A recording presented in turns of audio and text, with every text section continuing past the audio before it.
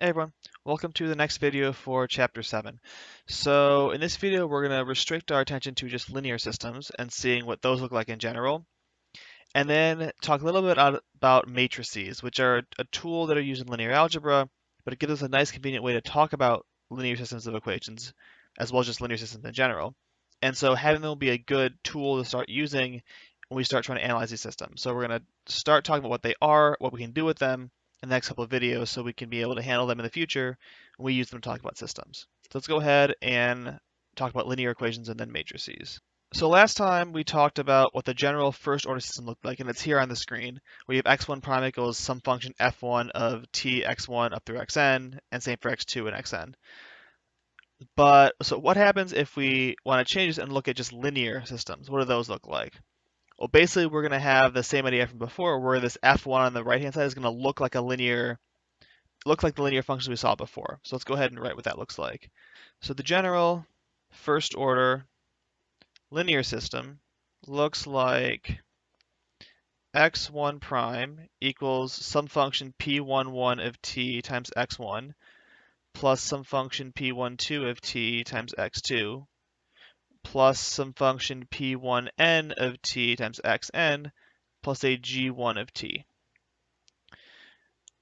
x2 is p21 of t x1 plus a p22 of t x2, and the same thing for xn. It's long to say it all out, but that's just what you just do the same thing. You have functions times x1, a function times x2, a function times x3, a function times xn, plus some function g on the end. And this looks like similarly to what we had for linear equations, right? So for linear equations, I would have x1 prime equals p11 x1 plus g1 of t. If I get rid of all the x2s through xn's, I get a linear equation at x1. And so you just kind of extend that out to work for n equations, and then you get that that this is the form we want to look at here. Now, if all of the g's are 0, we say this is homogeneous, in the same way that a linear equation was homogeneous if the right-hand side was 0. The part that didn't get multiplied by any x values was 0. Now, if we look at this middle part here, this looks a lot like a linear system of equations in general, and not just a system like ODEs, but a system of linear equations, like this one here. So here's a linear system of equations in terms of z's and b's, just because I felt like calling different letters so they didn't confuse you. And some random coefficients. Like this is a linear system of equations. It looks very similar to what we saw above, just we had functions of t up here, where here we only have just constants.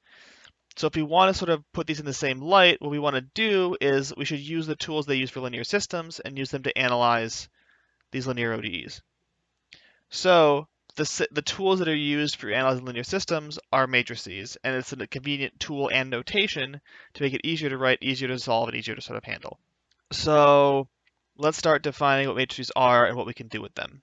So an M by N matrix, this is a definition here, is an array of numbers with M rows and N columns. And we'll generally write this as something like capital A equals brackets A11, A12, A1n.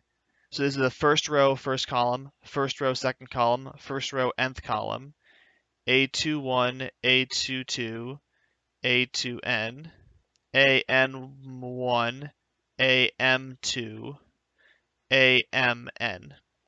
Now in general, M does not have to equal N. For a lot of stuff we do in this class, it will equal N, which would make things a lot easier, but they don't have to be the same.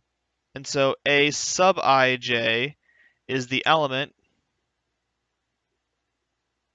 in the ith row and jth column of A. And one thing you can think about right now, you can think about vectors, so just n tuples of numbers, are n by 1 matrices. So you can take a think about them as either 1 by n or n by 1, but we're going to think about them as vertical. So something like a vector x might be x1 up through xn in a column like that. It's going to be convenient later to talk about them as columns because then things are going to work out the way we want them to.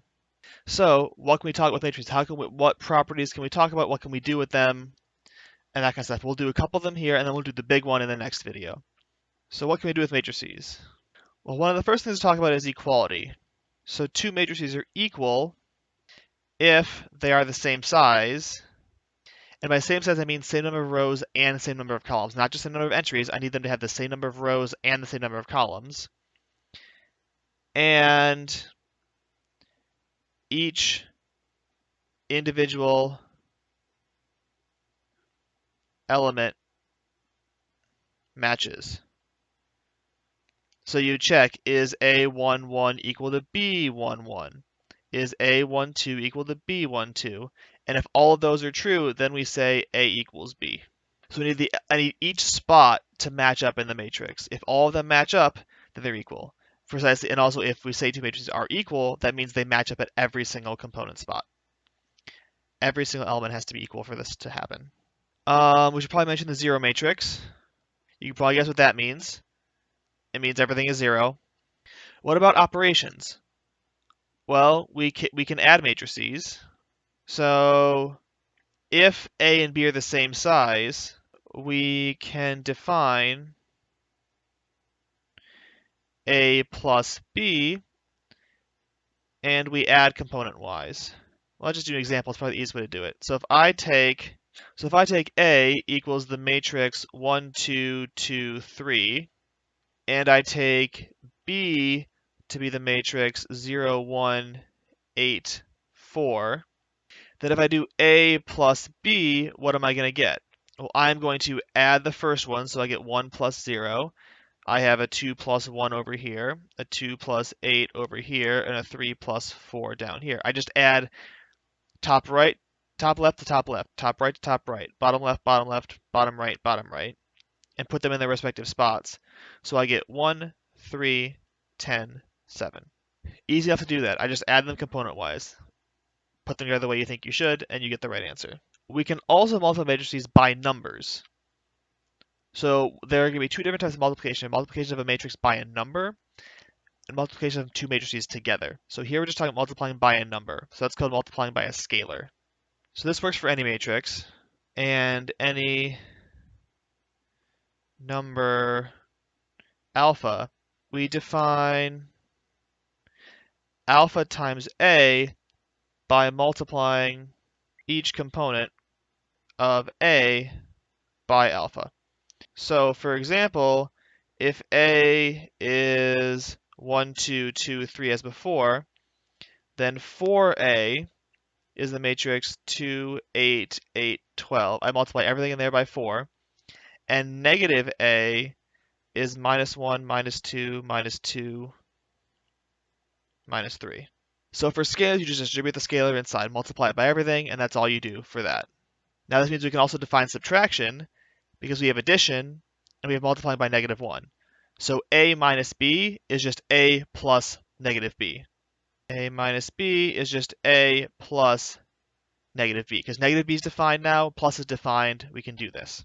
And now there's one last thing I want to define here, and that's the identity matrix. You're not going to see quite yet why it's the identity matrix, but that'll be in the next video. But I do want to define it now. And this is a square matrix. Square meaning it has the same number of rows and columns, with 1 on the diagonal and 0 everywhere else. So it's generally just written with an I. So for instance, if I'm looking at a 2 by 2 matrix, it's 1, 0, 0, 1. If I'm looking at a 3 by 3 matrix, it's 1, 0, 0, 0, 1, 0, 0, 0, 1. All these are just written using I, which might seem confusing at first, but in terms of context, it should make sense which one you care about. It's also sometimes written I sub n, where n is the dimension, but in this case, if I just write I, you should know what size it is based on the system you're looking at.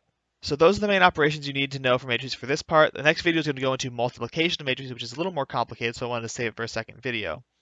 And we'll see how the identity matrix sort of plays into that one as well. So that's it for here. I've got a couple problems for you to work at. It's just going to be doing a couple operations with matrices, so I'll put that up for you right now. All right, so there's a couple quick examples for you guys to look at, just doing basic with matrices. This should not be too hard. If you want to look back in the video, go ahead and do that to figure out how to do all these problems. All right, that's the point for this one. Thanks a lot for watching. In the next video, we'll actually talk about multiplication of matrices and get back to those linear systems we talked about at the beginning of this one. I'll see you then.